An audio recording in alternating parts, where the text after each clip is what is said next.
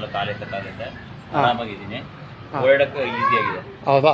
ಅದು ಓಡುವಾಗ ನಮ್ಮದು ಸ್ಮಾಲ್ ವೀಡಿಯೋ ಬಂದಿಲ್ಲ, ಇನ್ನೊಂದು ಸಲ ಓಡಲೇಬೇಕು.